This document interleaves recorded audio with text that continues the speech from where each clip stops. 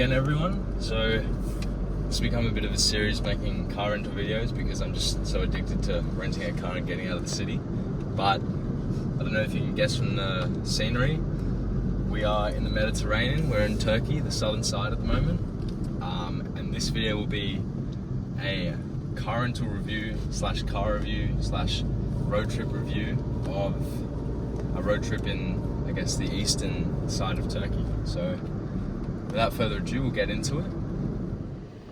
So just to start off with, in terms of itinerary, we flew into Istanbul and we stayed there for 2 nights and explored, honestly, only about 10% of what there was to see.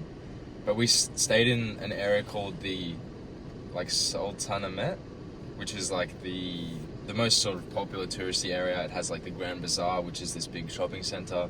It has the Blue Mosque and the Hagia Sophia Mosque. I'm gonna absolutely butcher these pronunciations, but it very much has the big touristy things. A lot of them, at least, in a very concentrated area. It's relatively cheap to stay in the winter, but in summer, of course, that's like peak time, it'll cost more. From there, took a Flixbus to Ankara, stayed there for 1 day, just one night, and then rented a car from one of the malls there from Sixt, driving all the way down to Antalya, which is Antalya on the south coast, and then driving along the coast through like Fethiye, and then all the way towards Izmir, and then back through into Ankara to return the car. From Ankara, take a Flixbus to Kayseri, and then from Kayseri rent a car and then explore Cappadocia, and then fly out of Kayseri, which is usually just a flight through Istanbul as well. So that's the general itinerary in 8 days. It's very packed, there's a lot of driving involved, but I think we're going to be able to see some pretty cool things, which I'll list later.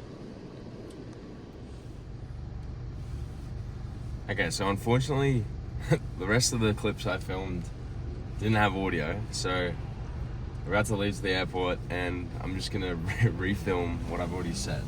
So the first thing I talked about was, I guess, more specifics of the car rental. And so I booked with Sixt in both Ankara and Kayseri, and we drove for about 3 days each. One in sort of this big loop between Ankara, Fethiye, Izmir, and Ankara, and the other one like within Cappadocia, a much smaller sort of area, but more packed with sort of things to do. And yeah, it was good. Sixt is fine. I mean, they're a big rental company, but they're usually pretty good. In Ankara, we had a car that the wheel alignment wasn't great. I drove it back and they gave me a better car, which was good. So no real problems there.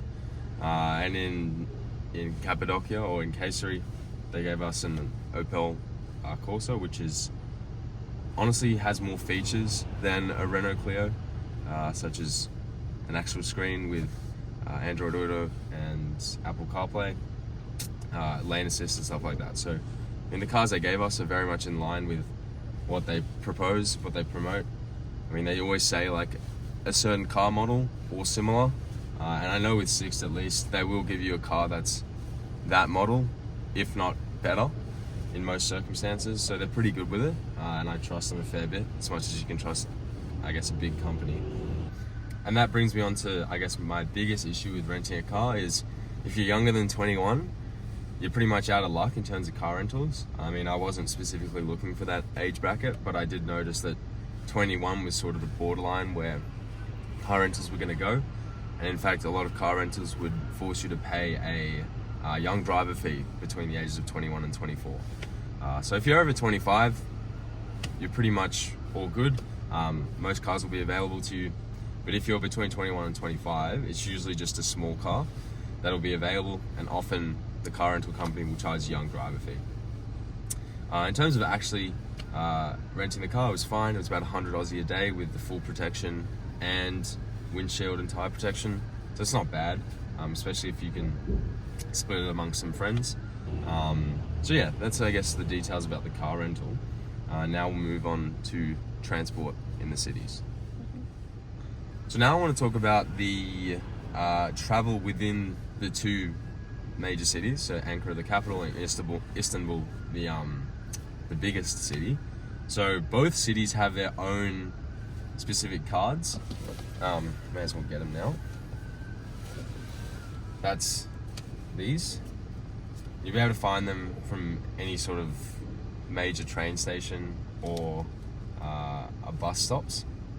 So those two cards only work in their respective cities, and they get refilled using cash or card at kiosks, like most places, especially Australia with the Opal card. It's very similar to that if you're an Aussie in New South Wales. But basically, the transport options are taking public transport, much cheaper, or taking taxis everywhere. Now, taxis are very expensive in the cities. They're basically on par with Western Europe and Australia. So, I mean, if you're flush with cash, it's a good way to travel around. But honestly, public transport for most people will suffice. There's a pretty good network in both Ankara and Istanbul, and very much if you're willing to walk 10 to 15 minutes, public transport can get you most places, and it is quite cheap. For example, a taxi from the airport to the city would have cost me 110 Aussie.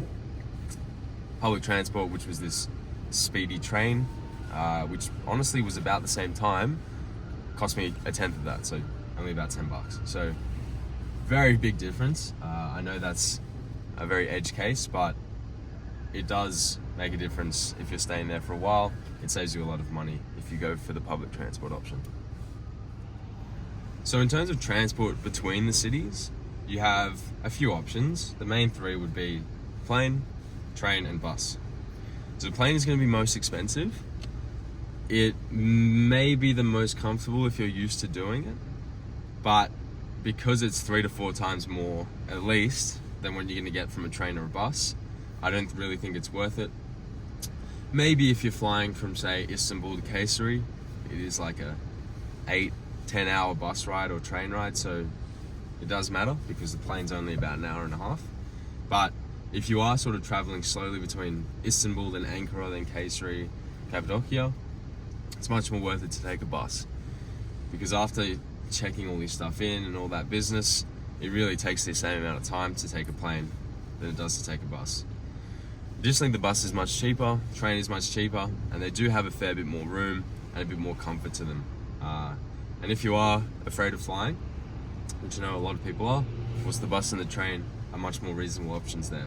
And also their spread, their distribution is much greater. The buses being the best, the trains being pretty good, and the planes, of course, only flying between most of the big cities. And between the small cities, you're going to be paying a lot more money, especially in off-peak season, because there's a lot of demand and not much supply. So ultimately, I went with buses. I tried to book a train in off-peak season, but it was cancelled for some reason. I don't know. The first bus was cancelled, which you need to be careful of, because the Flixbus operator here, known as Camelcock, can just cancel the buses like a day beforehand. So just be careful with that. And yeah, I mean, ultimately, take buses or trains. Buses do have basically the benefits of all. They're the cheapest, they go the furthest places, and if you don't get motion sick, they're basically the best option there.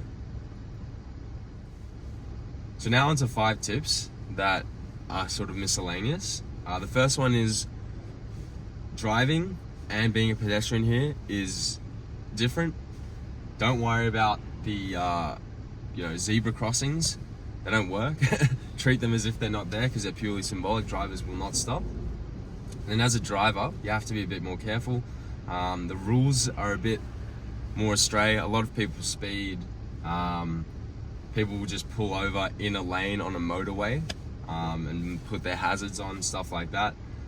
So just be careful, watch out for it. You're gonna have to have your wits about you when you're driving here. But that being said, the roads are in very good condition.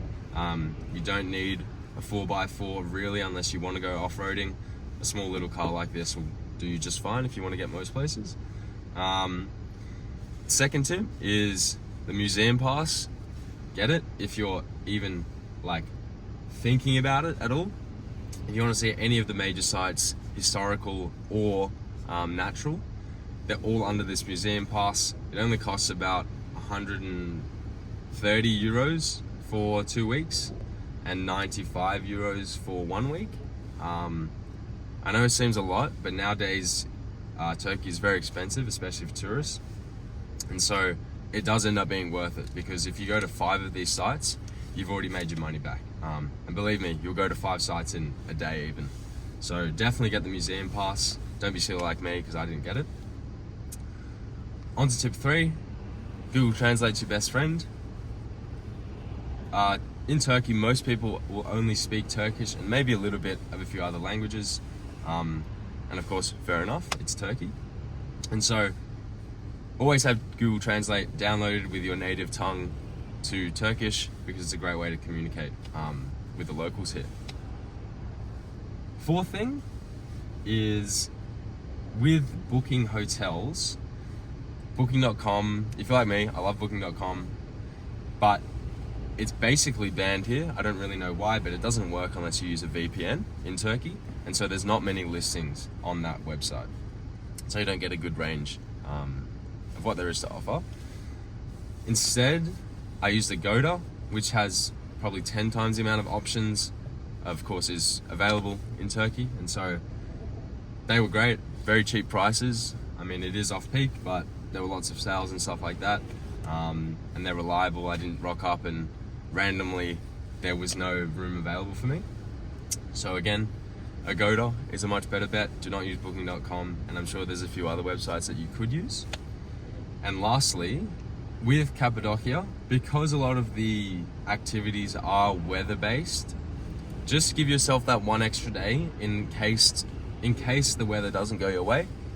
More specifically, with the hot air balloon rides, they are subject to being cancelled because of wind.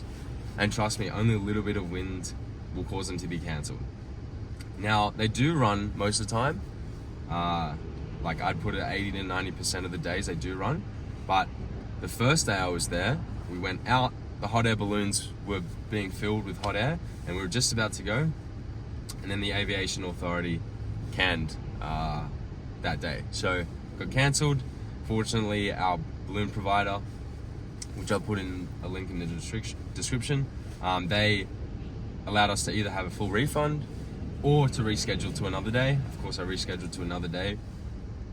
And so the next day, fortunately, we had a nice day, and we were able to get off the ground and enjoy that balloon ride.